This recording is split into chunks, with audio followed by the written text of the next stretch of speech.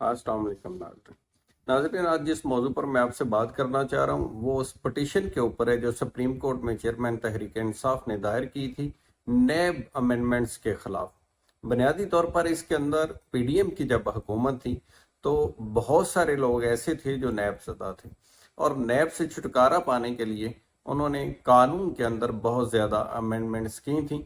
ऐसी अमेंडमेंट्स की गई थी जिसकी वजह से आपने देखा कि थोक के हिसाब से तमाम केसेस ख़त्म हो गए पीडीएम की क़यादत के खिलाफ। लिहाजा वो जितने भी केसेस नैब कोर्ट से ख़त्म हुए वो अभी तक किसी और प्रॉपर कोर्ट में भी नहीं चल सके। यानी चाहिए तो ये था कि अगर कानून बना था तो नैब कोर्ट से ख़त्म हुए केसेस तो मुतलका दूसरी अदालतों को चले जाते, लेकिन वहाँ भी अभी कोई ऐसी प्रोसीडिंग देखने में नहीं आई। लिहाजा एक तरह से वो एक चैप्टर अभी तक क्लोज पड़ा हुआ है।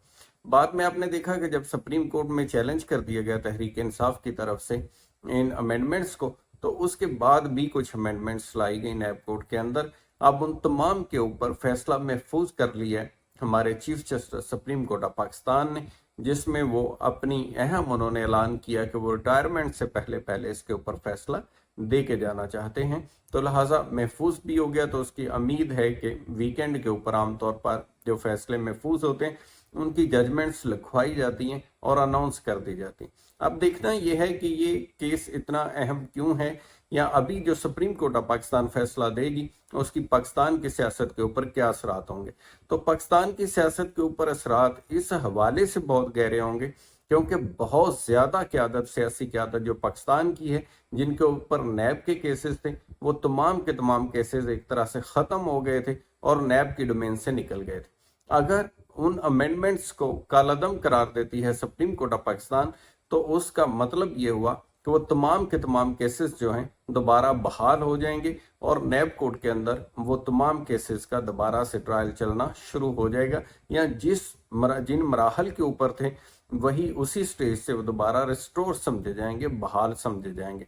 लिहाजा ये एक ऐसी चीज है जिसकी वजह से पीडीएम की क़यादत के लिए मुश्किलात बढ़ सकती हैं और उनको दोबारा से वो तमाम केसेस का सामना करना पड़ सकता है जिनको उन्होंने सिंगल स्ट्रोक के साथ एक अमेंडमेंट करके जिनसे छुटकारा हासिल कर लिया था।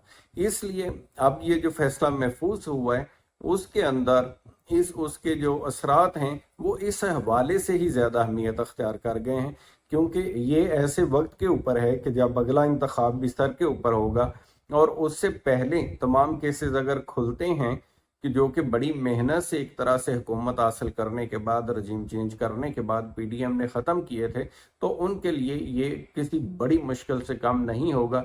जब एक तरफ कैंपेन चलानी होगी तो दूसरी तरफ केसेस का सामना करना पड़ेगा, तो एक बहुत बड़ी मुश्किल होगी जिसका सामना करना पड़ सकता है। तो अब देखना यह है कि चीफ जस्टिस ऑफ पाकिस्तान उसका क्या फैसला देते हैं। डिटेल में फिर इसके ऊपर हम इसका जायजा लेंगे, उसके मुख्तलिफ फैसले के जजमेंट के पहलुओं का, कि उसका किस तरफ और किस हवाले से उसके असरात किस जानब बढ़ते हैं, वो तमाम चीज़ों का जायजा हम लेने की पोजीशन में होंगे। इंशाल्लाह होपफुली जुम्मे को ये आ जाएगा फैसला या हफ्ते को आ जाएगा, तो फिर इसके ऊपर दोबारा से इंशाल्लाह मैं रोशनी डालूंगा। अपना ख्याल रखिएगा। Thank you so much. खुदा हाफिज़।